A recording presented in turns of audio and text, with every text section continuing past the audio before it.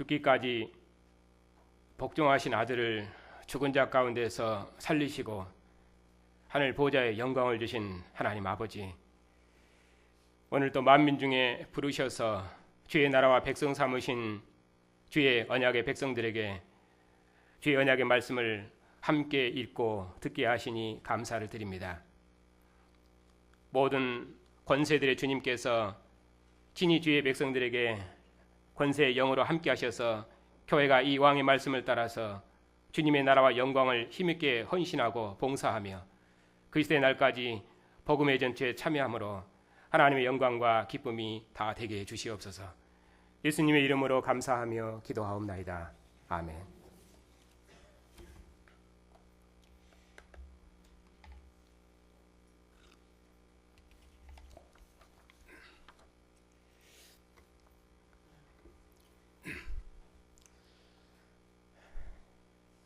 제가 강단에 서서 설교할 때는 지금까지 한 번도 사설을 단 적이 없었습니다. 말씀을 들을 때 적응력을 좋게 한다거나 또는 여러분의 마음이 편안한 가운데 예배할 수 있게 한다거나 또는 이런저런 말로 이제 분위기를 만든다거나 이제 그런 적은 한 번도 없었습니다. 왜냐하면 예배는 존귀하신 하나님 앞에서 하나님의 음성을 듣고 하나님께서 하신 일을 경배하고 찬양하는 것이기 때문에 우리는 두렵고 떨림으로 예배하는 것이지 단순히 어떻게 살 것인가 하는 종교적인 교훈을 듣는 시간이 아니기 때문입니다. 그럼에도 불구하고 오늘은 여러분과 소통이 필요하다고 생각되어서 말씀을 강론하기 전에 부득이 몇 가지 말씀을 드리겠습니다. 지금 빌립보서를 강론하고 있는데 본문의 문맥을 새로운 관점으로 바꾸면서 지금 설교하고 있습니다. 빌립보서가 봉사서신인데 봉사의 개념을 평상시 봉사에서 전투 상황의 봉사로 봉사의 개념을 지금 바꾸면서 설교하고 있습니다. 문맥이 바뀌면 당연히 이제 적용도 따라서 바뀌겠지요. 그래서 봉사의 성격이 달라졌다는 것을 여러분들이 설교에서 충분히 느꼈을 것입니다. 그래서 빌립보서가 이전과는 다르게 설교하는구나 하는 것도 여러분들이 알 수 있었을 것이고요.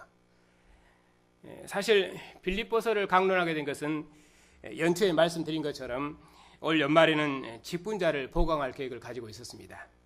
그래서 빌립보서를 강론했으면 좋겠다 하는 우리 장로님들의 의견이 있어서 빌립보서를 강론할 생각이었습니다. 왜냐하면 여러분도 아시다시피 빌립보서가 봉사서신이거든요. 그래서 교회를 봉사하는 직분자의 가장 큰 덕목이 무엇인가 했을 때 아마 그것은 겸손일 것입니다. 구약교회는 장자교회에서 큰 자가 작은 자를 가르치는 교회였습니다. 그렇기 때문에 어떤 의미로 구약교회에서는 겸손한 봉사가 불가능합니다. 그러나 이제 신약교회는 주님께서 죽기까지 낮아지심으로 세우신 교회이기 때문에 교회를 봉사하는 모든 직분자는 주님의 낮아짐과 이 겸손의 마음, 이것이 신약교회를 봉사하는 직분자의 가장 중요한 덕목이었습니다. 그래서 빌립보서를 강론해야 되겠다, 그렇게 마음을 먹었습니다. 그리고 여러분도 교회를 어떻게 봉사할 것인지를 이 빌립보서를 통해서 평생을 배우셨습니다. 어떻게 주님의 겸손으로 주님의 교회를 봉사할 것인가? 왜냐하면 교회 봉사에 있어서 가장 경계해야 될 것이 교만이거든요. 그런데 어찌 보면은 우리 석재론 신학은 교만이 필연입니다. 율법의 의로 정죄하고 그리스도의 피로 구원하신다는 이 석재론적 구원론은 교만은 반드시 필연입니다. 의를 빙자해서 교회를 정죄한 교리가 얼마나 교만한 것인가 하는 것은 여러분이 너무도 잘 아는 바입니다. 그래서 조금 의롭다는 사람들은 하나님의 의를 빙자해서 하나님의 교회와 형제를 판단하고 또 정죄하기도 하지요. 물론 거기다 거룩한 분노라는 명분을 붙여서 말입니다. 실은 이제 그들이 그 정죄하고 판단하는 그런 교회를 우리가 그 주님의 마음으로, 아비의 마음으로 올 수가 있어야 하는 것인데 그렇게 됐습니다. 어쨌든 그런데 우리가 구속사를 알고 나서는 교만이 얼마나 위험한지를 잘 알고 있습니다. 그래서 교회를 봉사할 때는 이 겸손이 그렇게 중요한 것이구나 하는 것을 알았습니다. 그래서 우리가 연초만 되면은 이 본문으로 주님의 겸손을 배워왔습니다. 또 여러분이 신방을 받을 때도 이 본문으로 주님의 겸손을 또 배웠습니다. 교회를 봉사할 때는 절대로 높아지지 말고 주님의 낮아짐으로 겸손히 봉사해라. 아마 이 개념은 번성처럼 여러분의 삶이 되었을 것입니다. 교회 봉사는 겸손이다. 이런 하는 등식이 성립될 만큼 아주 중요한 개념이지요. 그래서 우리 교회는 여러분이 각자 주어진 자리에서 신실하게 봉사를 잘해주고 있습니다. 이런저런 일이 있을 때마다 힘에 지나도록 봉사하고도 마땅히 해야 할 일이라고 생각하고 낮은 자리에서 주님의 교회를 신실히 봉사해 오셨습니다. 저는 그런 여러분의 봉사를 참으로 기쁘게 생각하고 그런 여러분을 대단히 존경하고 또 자랑스럽게 생각합니다.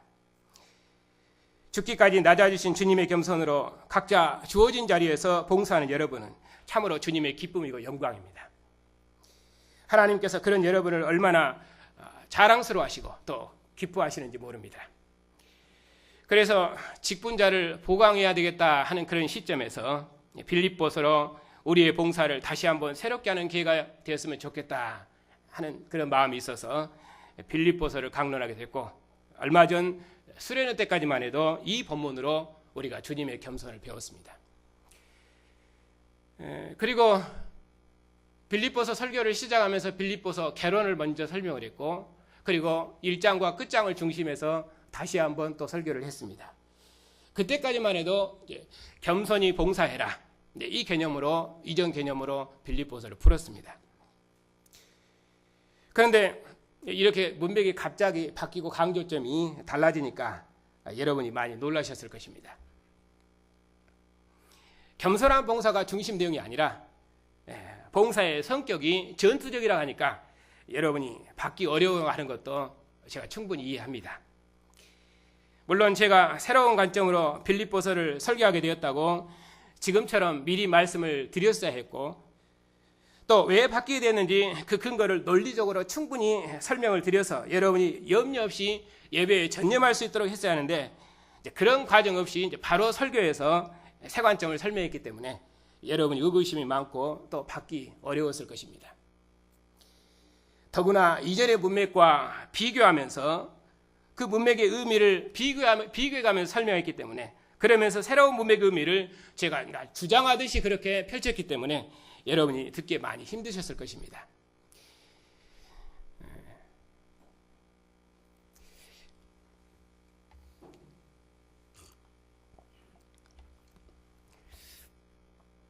아무래도 이런저런 저의 부족함 때문에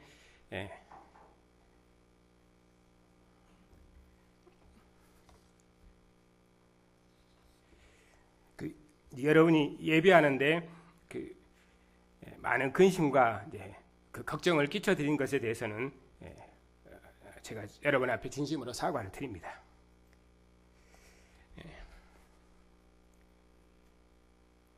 다시 이제 본문으로 들어와서 말씀드리겠습니다.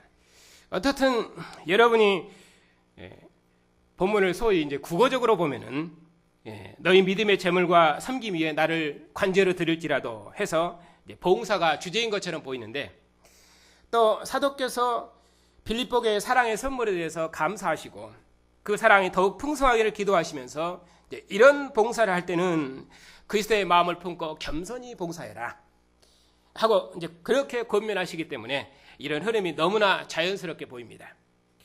그렇게 해서 빌립보서의 주제를 겸손한 봉사로 보았습니다. 그래서 이번 수련회 때도 주제를 아예 그리스도의 마음을 품으라. 어떤 마음? 겸손한 마음. 이렇게 정했었지요. 또 복음서 제자들을 보면은 아침 일찍 포도원에 들어와서 가장 열심히 일한 일꾼이 교만하게 되고, 또 주님의 제자들도 높은 자리에 앉으려다가 경쟁하다가 또 넘어지기도 하고, 또 지금의 교회까지라도 율법적인 우월함으로 교회 봉사가 이루어지고 있지요. 그래서 사도께서는 빌립보 3장에서 그런 자들 아예 본받지 말라고 권면하기도 하십니다. 그러니까 교만이 우리 신앙생활에 얼만큼 치명적인가 하는 것은 우리가 잘 아는 바입니다. 그러니까 교회 봉사에 있어서 겸손이 그만큼 중요합니다. 그러므로 교회를 인도하는 사역자라면은 얼마나 큰 확신과 신념을 가지고 겸손을 강조해서 빌립보서를 설교했겠습니까? 그런데 그 전통적인 해석을 손바닥 뒤집듯이 한 번에 이제 바꾸어서 봉사서신이 아니고 이건 전투서신이다 이렇게 하고 설교하고 있으니까 여러분이 듣기 어려워하는 것도 이해하고 또 머뭇거리는 것도 제가 충분히 이해를 합니다.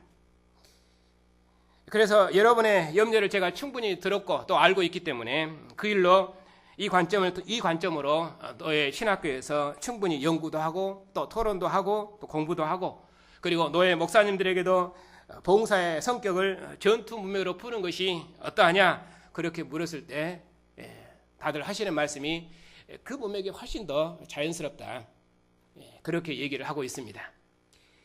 그러니까 이 관점이 이제 우리 교회만 지금 우리만 하는 것이 아니라 우리 너의 모든 목사님들이 함께 공감한 내용이고, 그리고 다 같은 해석을 하고 있기 때문에 여러분들이 안심하고 염려 없이 들으셔도 됩니다.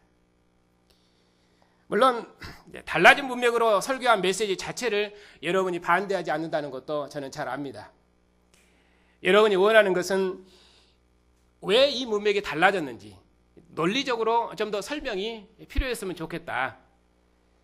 왜냐하면 지금처럼 지금 제가 설교하는 것처럼 서론적으로 이렇게 설교하면은 마치 일방적으로 자기 주장만 하는 것처럼 그렇게 들리니까, 그래서 오늘은 그 부분에 대해서 좀 자세히 설명을 할까 합니다.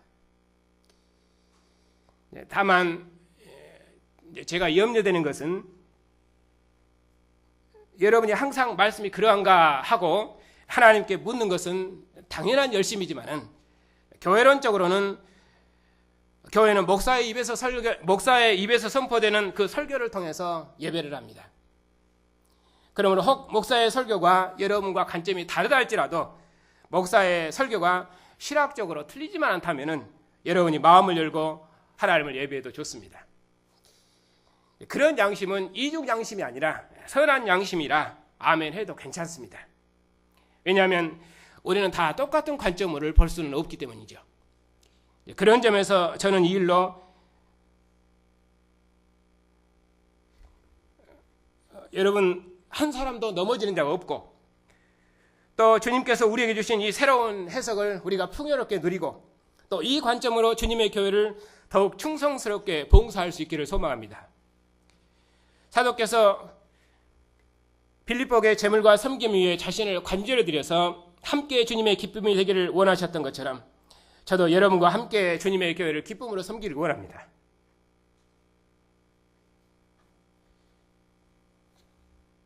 그러니까 한 사람도 넘어짐이 없이, 다시는 이제 교만 때문에 넘어지는 성도가 없이 우리 모두가 함께 이 복음으로 주님의 교회를 섬기고 함께 신앙생활하기를 원합니다. 그런 점에서 여러분이 사역자와 마음을 모아서 함께 주님의 교회를 기쁨으로 섬겼으면 하는 그런 간절한 바람이 있습니다.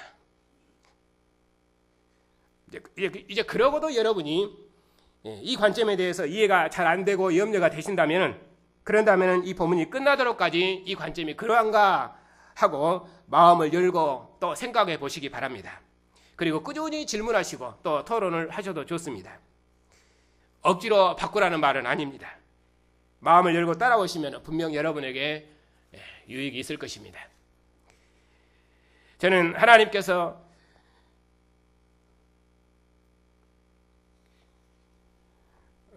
우리에게 이번 기회를 통해서 크신 은혜를 주셨다고 믿습니다. 이 본문을 겸손으로 이해하고 봉사해도 좋지만은, 그러나 설교하는 도중에 하나님께서 문맥을 밝히 열으셔서 우리의 봉사의 의미를 더욱 밝혀주시고 또 우리의 봉사를 새롭게 해서 우리의 봉사를 더욱 힘있게 했기 때문에 이것은 얼마나 감사한지 모릅니다. 저는 이 관점이 여러분의 봉사를 더욱 충성스럽고 새롭게 할 줄 저는 확신하고 또 그렇게 믿습니다. 그런 마음으로 새로운 관점에 대해서 설명을 드릴 것입니다. 제가 이 개념을 설명하는 목표는 그렇습니다. 우리 안에 이 뼛속 깊숙이 새겨졌던 이 개인적인 겸손, 이 개념을 벗고 전투적인 개념으로 문맥을 바꾸는데 저는 목표를 두고 있습니다. 그런 점에서 이전 개념을 대조하면서 설명을 할 것입니다. 또 앞으로도 설교할 때도 대조하면서 설명을 할 것입니다. 그래야만 문맥의 의미가 선명하게 드러나기 때문입니다. 이전 것은 다 틀렸어 하고 정죄하는 것이 아니라 강조점을 분명하게 드러내기 위해서 대조하는 것이라는 것을 여러분들이 알고 들어주셨으면 좋겠습니다. 조상 없는 후손은 없습니다. 우리는 선조들의 유업을 상속받고 살고 있습니다. 교회사를 판단하는 것은 교회가 가르친 성경 해석을 교정하는 것이지 어느 누가 이전 것을 무의미하다고 휴지통에 던지는 교만한 사람이 있겠습니까? 우리도 거기서 하나님을 만났고 또 하나님을 사랑했습니다. 그런 점에서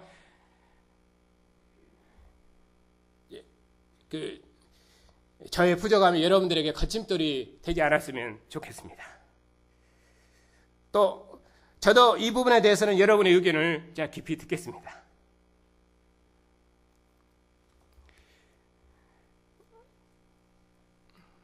물론 여러분께서 말씀하신 대로 제 표현이 이제 선언적이고 함축적이어서 여러분이 예배할 때 이 말씀을 듣기가 많이 힘들다 하는 것도 제가 충분히 이해하고 그리고 여러분의 말씀을 충분히 듣겠습니다.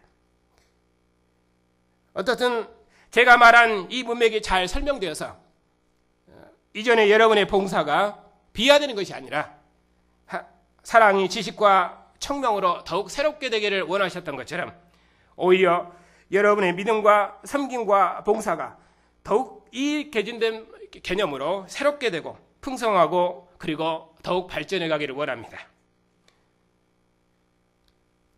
저는 그런 확신 가운데서 이 말씀을 드리고자 하는 것입니다.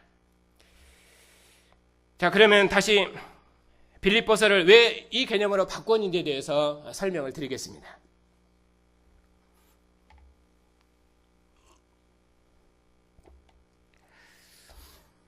빌립보서를 이해하기 위해서는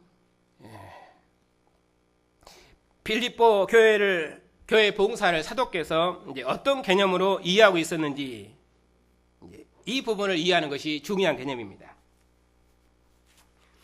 그리고 두 번째는 사도께서 어떤 상황에서 교회를 권면하고 계시는가, 그리고 사도와 함께 봉사하는 빌립보 교회의 상황은 어떠한가, 그리고 빌립보서 2장에 나오는 기독론, 이런 것들이 제가 빌립보서를 새로운 관점으로 해석하는 핵심 요소들입니다.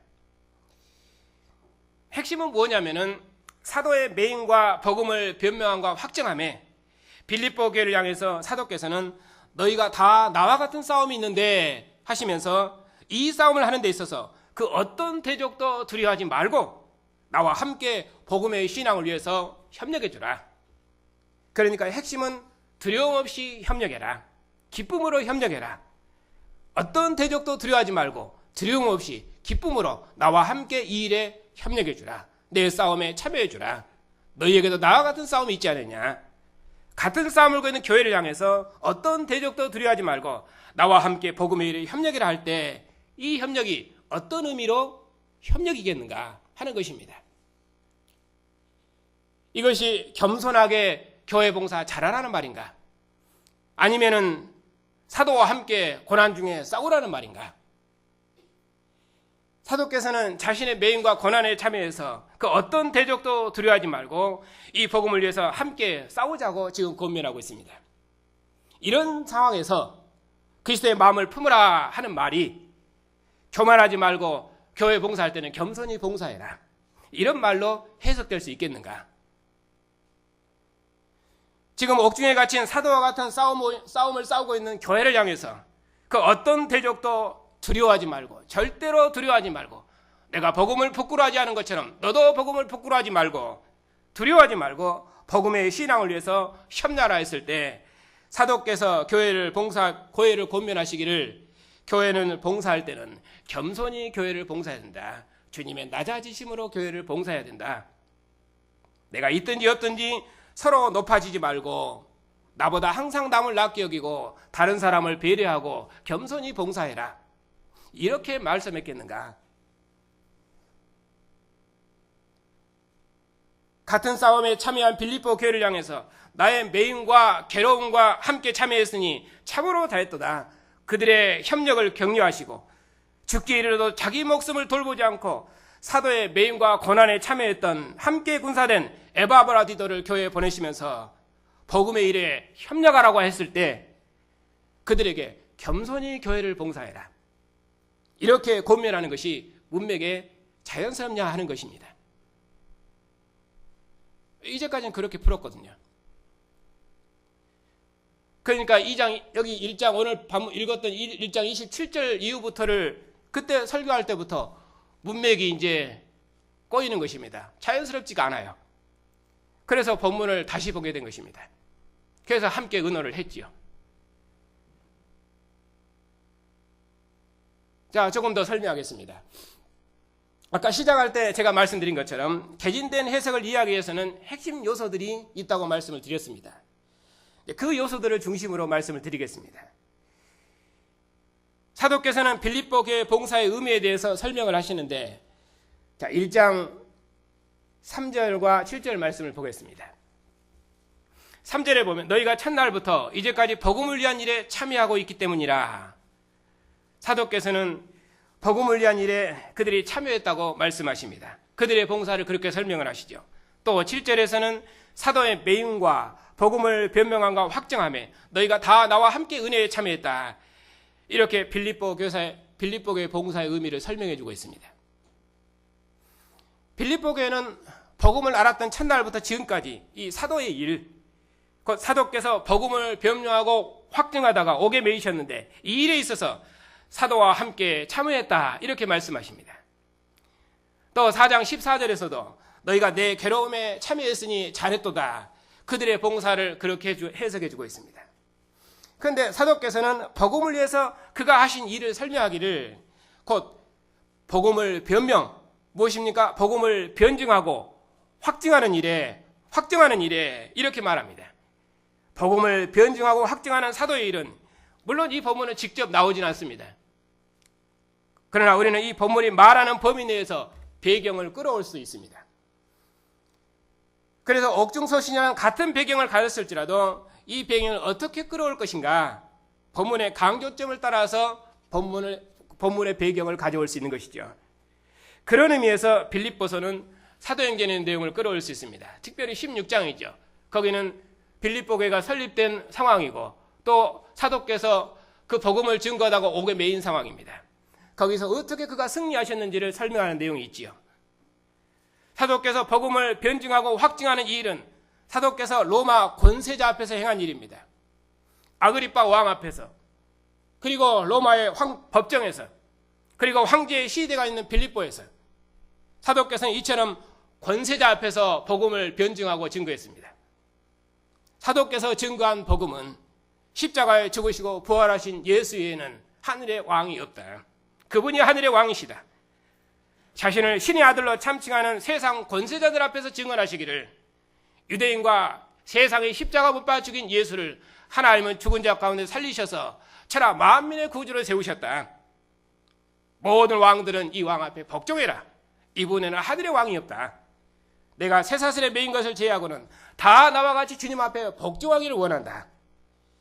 이것이 사도께서 세상 권세자들을 대항해서 증거한 복음입니다. 이 복음의 일에 빌립보 교회가 협력했습니다. 사랑의 선물을 보냈습니다. 그 사랑의 선물을 보낸 선물에 대해서 사도께서는 나의 매임과 복음을 변증함과 확증하는 내 일에 너희들이 참여했지 않느냐, 그렇게 설명하십니다. 더구나 빌립보서의 기독론은 예수께서는 모든 권세들의 왕이시다입니다. 2장 6절부터 설명을 하고 있죠. 세상은 예수님을 죽였지만은 예수께서는 죽은 자 가운데서 살으셔서 모든 이름 위에 뛰어난 이름을 가지신 만왕의 왕이십니다. 하늘과 땅 아래 있는 모든 권세들이 무릎 꿇고 복종하는 권세 있는 왕이시다. 모든 입이 왕으로 시인하고 복종하는 만주의 주님이시다. 계시로 표현된다면 땅의 임금들의 머리이시다. 그러므로 이 왕 앞에 복종해라. 이분에는 하늘의 왕이 없다. 이것이 사도께서 증거한 복음입니다. 사도께서는 이 복음을 증거하다가 지금 옥에 매이셨습니다. 옥의 매임도 옥중서신마다 매임의 성격이 다르게 설명하죠. 에베소서는 사도의 매임을 빌립보서처럼 군사의 매임으로 설명하지 않습니다. 거기서는 나의 매임이 사신으로 매였다 이렇게 말하죠. 복음을 널리 확장하고 전파하는 사신입니다. 그러나 빌립보서의 매임은 복음 전파의 진전을 이루기 위함이다 이렇게 말하므로 자신의 매임을 전사로서 싸우는 자로서의 매임으로 설명을 합니다. 그래서 자신의 매임을 에베소서처럼 복음의 확장 개념으로 설명하지 않고 복음의 진전, 전진, 군대의 진이 적진을 점령하기 위해서 전진하는 것처럼 그렇게 묘사합니다. 사도께서는 매였지만은 사도의 복음은 매이지 않고 황제의 시위대를 점령했습니다. 매임의 성격이나 상황이 같은 옥중서신이라도 다릅니다. 옥중서신이니까 다 전투서신이다. 우리는 다 영적인 전투를 하기 때문에 모든 성경이 전투서신이다. 물론 신학적으로는 일리는 있지만은 그런 해석은 문맥을 따라서 너무 일반론적으로 접근한 구분법이죠. 빌립보 교회는 황제의 도시이고 군사도시입니다. 황제를 위해 싸우다 퇴역한 전사들의 도시입니다. 명예의 시민권을 가진 황제의 전사들이 사는 도성입니다. 빌립보 교회는 이런 도시에서 예수의 주 되심, 왕 되심을 증거하고 있습니다. 자신을 신의 아들로 참칭하는 황제를 위해 싸운 전사들과 그 시민들이 사는 도성에서 빌립보 교회는 황제는 신의 아들이 아니며 오직 죽은 자 가운데서 부활하신 예수께서 하늘의 왕이시다 하고 예수의 주 되심을 증거해야 합니다. 그러면 이런 상황에서 주님의 마음을 품으라 하는 말을 교회를 봉사할 때는 겸손히 봉사해라 하는 문맥으로 우리가 볼 수 있겠는가? 사도께서 그런 의도로 말씀하셨겠는가? 아니면 죽기까지 복종하신 주님을 따라서 하나님께서 이 주님께 죽기까지 복종하신 주님을 하나님께서 모든 권세들이 복종하는 하늘의 주로 높였으니 너희들도 주님의 마음으로 오직 복종하고 충성해서 모든 세상을 주님 앞에 복종시켜라. 이 일에 나와 함께 참여하자 하는 문맥으로 풀어야 되겠는가? 그냥 알 수 있는 문맥이죠. 그런데 사도께서는 그런 곳에 매여 계십니다. 그러니까 그 매임은 단순히 갇혔다는 것이 아니라 포로로 잡혔다는 개념으로 푸는 것은 문맥의 자연스러운 해석입니다. 사도께서는 이 복음 전파 때문에 옥에 매이셨습니다. 그런데 빌립보 교회도 사도와 같은 싸움이 있습니다. 빌립보 교회가 이제까지 사도의 매임과 복음을 변명함과 확증하는 일에 참여해 왔습니다. 사도의 고난과 괴로움에 참여했으니 참으로 잘한 일이라고 사도께서는 격려하셨습니다. 그리고 이 일이 사랑 안에서 더욱 풍성하게 되기를 사도께서는 간절히 원하시고 또 그들이 사랑이 지식과 청명으로 새롭게 되기를 축복하셨습니다. 요점은 복음의 일에 협력해라. 두려워하지 말고 기쁨으로 협력해라. 이것이 본문의 흐름이지요. 그러면 이 협력이 어떤 의미로 협력이겠는가? 여기서 기쁨은 어떤 의미로 기쁨이겠는가? 두려움 없이 담대하게 어떤 대적도 두려워하지 말고 담대하게 기쁨으로 이 일에 협력해라. 그러면 이 기쁨은 두려움 없는 기쁨, 반드시 이기겠다는 기쁨, 승리의 기쁨, 이 기쁨으로 이 전투에 이 싸움에 참여하는 말이겠지요. 그러면 왜 우리가 두려워하지 않을 수 있습니까? 승리하신 왕께서 우리에 앞서 계시기 때문입니다. 2장에서 그걸 기독론을 설명하고 있잖아요. 모든 권세를 봉족시킨 승리하신 왕께서 우리 앞서 계시기 때문입니다. 사도께서도 세상 권세자 앞에서 승리하셨고 또 빌립보 감옥에서도 승리하셨습니다. 그러므로 그 어떤 대적도 두려워하지 않고 기쁨으로 복음에 협력한다는 말은 승리의 기쁨을 소망하고 죽음을 두려워하지 않고 복음을 위해 싸우라는 의미로 해석하는 것은 그건 지극히 자연스러운 문맥입니다. 이것이 빌립보서가 말하는 기쁨입니다. 이처럼 사도와 같은 싸움이 있는데 하늘의 왕권 싸움에 참여하고 있는데 그런 교회에 생사 여탈권을 가진 세상 권세자 앞에서 싸우는 이 사도의 일에 빌립보 교회에 협력을 요청하고 있는데 그런 교회를 향해서 사도께서 권면하시기를 교회를 봉사할 때는 절대로 교만하지 말고 겸손히 봉사해라. 그렇게 일반적인 권면을 하는 문맥인가? 아니면 죽기까지 복종함으로 모든 권세들을 무릎 꿇으시고 승리하신 주님처럼 황제의 감옥에서도 오직 주 예수에는 하늘의 왕이 없다고 증거하신 것 사도처럼 죽기에 이르러도 그리스도를 위해 충성을 다한 전사처럼 그런 싸우라는 문맥인지 그냥 할 수 있는 내용이잖아요. 그런데 이제까지는 이 빌립보서를 전투 문맥으로 보지 못하고 일반적인 봉사 문맥으로 풀었습니다. 고린도 교회도 교만 때문에 무질서해서 하나님의 교회의 하나됨을 깨뜨리고 제자들까지라도 서로 높은 자리에 앉으려다가 넘어졌습니다. 또 지금 우리 교회들까지라도 율법주의적 우월함으로 교회 봉사가 이루어지고 있습니다. 심지어 우리 자신들까지라도 교회를 봉사할 때는 겸손이 그렇게 중요하기 때문에 당연히 겸손한 봉사로 빌립보서를 주제로 삼았습니다. 그래서 그리스도의 마음도 죽기까지 낮아지신 주님의 겸손한 마음, 죽기까지 몸을 내어주신 겸손한 마음으로 해석을 했지요. 종의 형체, 곧 사람의 모양으로 나타나셨으니 그렇게 종처럼 낮아서 형제를 섬겨라. 그런 겸손한 마음으로 풀었습니다. 물론 사람의 모양을 입으셨다는 말도 문맥마다 다르지요. 요한서신에서는 우리가 친히 만져보았다. 가까이 오신 주님, 함께 사시는 주님, 육체를 입으신 주님. 그러니까 그 요한서신 말하는 육체 입으심은 여기 빌립보서처럼 비천함이 아니라 오히려 우리와 영원히 함께 하시는 주님, 한 생명으로 함께 하시는 주님. 그러니까 축복이죠. 그러니까 빌립보서는 이전 해석이 신학적으로는 틀리지는 않지만은 평상시 상황에서 봉사라는 그런 일반적인 고면이 아니라 문맥은 봉사의 성격이 전투적이다. 만일 겸손한 봉사가 주제라면은 찬송도 우리가 분명히 이전처럼 겸손히 주를 섬길 때 괴로운 일이 많아 이렇게 우리가 찬송해야 되겠죠. 그런데 전투 모델로 풀면은 십자가 군병들아 하고 너희의 전 생명을 다해서 주를 위해 봉사해라, 싸워라 이렇게 찬송해야 되겠지요. 그래서 헌상 찬송도 일반적인 봉헌이 아니라 일반적인 헌신이 아니라 전 생명을 다 바치는 전투적인 헌신으로 찬송해야 되기 때문에 지난 시간부터 헌상 찬송도 바꿨잖아요. 헌신의 자세가 달라지는 것입니다. 구약 같으면은 나실인 서울이라도 해야 돼요. 내 아들을 하나님께 드리겠다고, 이 전투에 참여해야 되겠다고. 그래서 에바브라 디도도 빌립보교에 사람의 선물을 가지고 왔다가 그냥 돌아가지 못하고 사도와 함께 사도를 위해 도왔고 사도의 옥바라지를 자처했잖아요.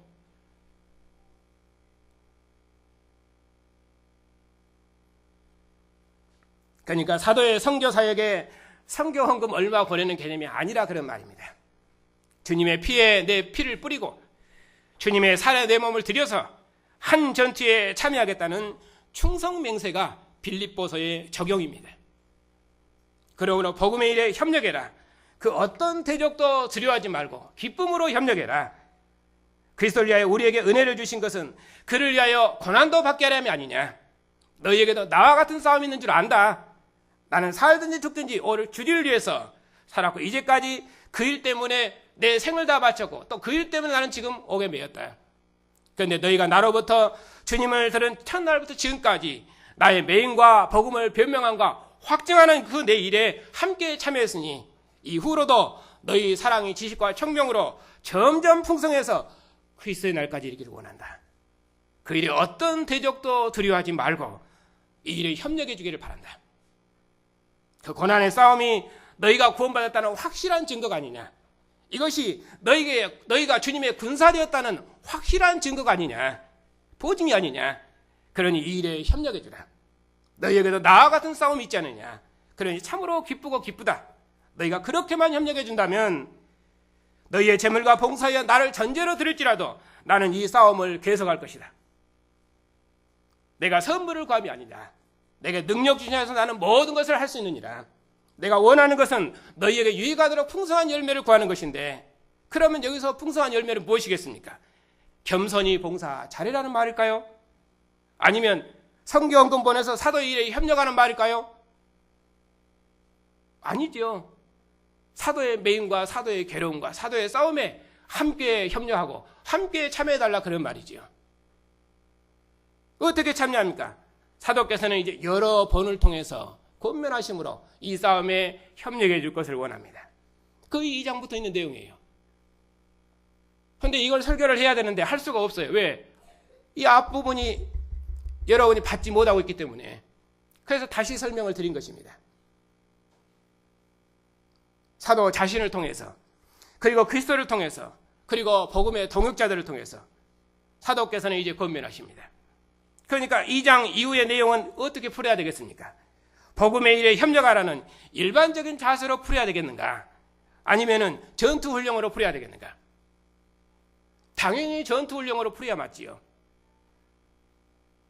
빌립보서는 봉사서신이 맞습니다.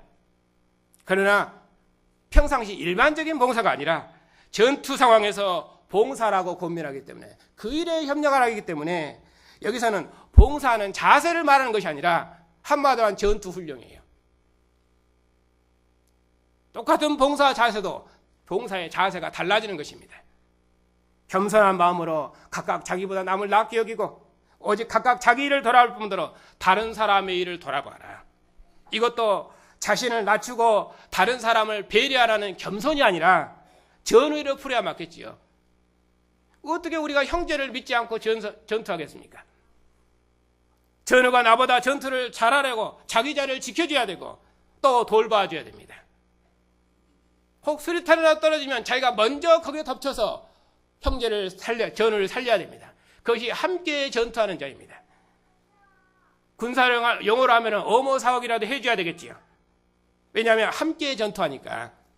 그러니까 서로 의심한다면 어떻게 전투할 수 있겠습니까? 하나를 이루라, 그런 말이죠. 마음을 딱 맞추는 놈으로 하나를 이루라, 그런 말이야. 그런 하나는 세상에 없습니다. 여기서는 단결하라, 그런 말이죠. 단결하라. 만약에 평상시 상황으로 풀면은 주님께서 우리를 위해 십자가에서 섬기셨지 않느냐. 그러니 우리도 주님의 낮아진 마음으로 서로를 섬기고 교회를 모든 낮아짐으로 봉사하자. 그러면 그것도 신학적으로는 맞는 말입니다. 그러나 여기서는 그런 섬김이 아니라 전선에서 전후에 대한 신뢰입니다. 그러니까 같은 싸움 있는 교회에 그 어떤 대적도 두려워하지 말고 복음에 협력하라고 권면하시고, 교회에 봉사할 때는 겸손히 봉사해라, 이렇게 권면하면 흐름이 맞냐, 그 말이에요. 전혀 안 맞지요. 두려워하지 말고 기쁨으로 협력해라. 그러면 그 기쁨은 두려움과 반대의 의미로 기쁨이겠지요. 12절에서도 너희가 나 있을 때뿐만 아니라 나 없을 때도 항상 두렵고 떨림으로 복종해서 이 구원을 이루어가라. 이 싸움은 민수기의 전투처럼 하나님과 동행하는 전투이거든요. 왜? 그들 안에서 이 선한 싸움을 시작하신 분이 누구입니까? 하나님이 그들에게 이 선한 싸움을 시작하셨거든요. 그러니 그들은 이 일에 협력해 줘야 됩니다. 그들 안에서 이 시작하신 분이 누구신가를 그들이 잘 알고 이 전투에 임해 줘야 됩니다. 여기서 두려움은 경외하는 두려움이겠지요. 왜? 반드시 전투는 이겨내야 됩니다. 전투는 승리하지 못하면 죽는 것입니다. 승리하는 자만 영광을 얻습니다. 그러므로 어떤 자세로 복음에 협력해야 되겠는지 그걸 말씀하고 있잖아요. 한마디로 말하면 결사각오해라, 그 말입니다. 물론 빌립보 교회의 전선과 우리의 전선은 다릅니다. 그럼에도 우리는 모든 이름 위에 뛰어나신 주님, 하늘과 땅과 땅 아래는 모든 권세들을 복종시키고 무릎 꿇리신 주님, 그 주님과 그 나라를 위해서 협력하는 자로 부르심을 입었습니다. 우리 주님께서도 죽기까지 복종하심으로 아버지께 영광을 돌리셨고, 또 하나님께서는 그런 아들을 모든 권세들이 복종하는 만왕의 왕으로 높이셨습니다. 우리는 그분의 나라와 백성입니다. 모든 입이 주로 복종하는 그리스도를 왕으로 모시는 백성이 아닙니까? 그러므로 이제 그 어떤 대적도 두려워하지 말고 오직 왕의 나라와 백성으로 주님 오시도록까지 예수의 주 되심을 기쁨으로 증거하십시다. 그러므로 오직 주님 앞에 복종하도록까지, 오직 만민이 주님 앞에 복종하도록까지 우리도 주님 앞에 복종함으로 만민을 주님 앞에 복종시키는 주님의 나라와 영광을 봉사하십시다. 죽은 조상신 앞에 하나님의 모든 영광을 바치고 예수의 주 되심을 부인하는 이런 세상에서 우리가 무엇이 두려워 이 전투를 멈추겠습니까? 사도께서는 생사를 걸고 권세자 앞에서 예수의 주 되심을 증거하셨고, 우리 믿음의 선배들은 신사 앞에서도 예수의 주 되심을 고백했습니다. 그런데 우리는 그런 전시 상황도 아닌데, 친척만 수석만 되면 친척을 염려하고 배려하고 이런저런 상황 때문에 우리들이 교회에서 모이는 이런 예배 모임이라든지 이런 모임들을 우리들은 다 뒤로 하고 거기다 먼저 우선순위를 둡니다. 그리고는 다 가지요.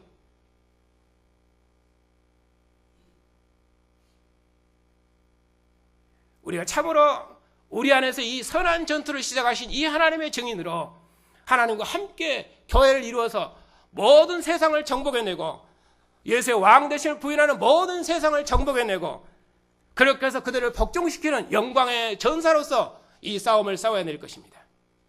그런 일에 있어서 우리의 전투를 머뭇거려서는 안 됩니다. 죽기까지 복종하심으로 승리하신 주님의 영이 우리 안에 계시고 그의 권세 있는 영으로 우리가 그리스도의 군사임을 우리 마음에 인치셨습니다. 그래서 우리로 함께 복음의 일에 협력하게 했습니다. 그러므로 우리 함께 그 어떤 고난과 대적도 두려워하지 말고 끝까지 싸우는 충성스러운 군사들이 다 되십시다. 절대로 뒤로 물러서지 말고 여러분 안에 시작하신 이 싸움을 끝까지 싸워서 그리스도의 날에 주님의 자랑이 되시길 바랍니다. 복음을 위해 협력하는 여러분은 주님의 기쁨이고 주님의 자랑입니다. 그리스도의 날까지 이 승리의 기쁨이 여러분 안에 충만하시기를 소망합니다.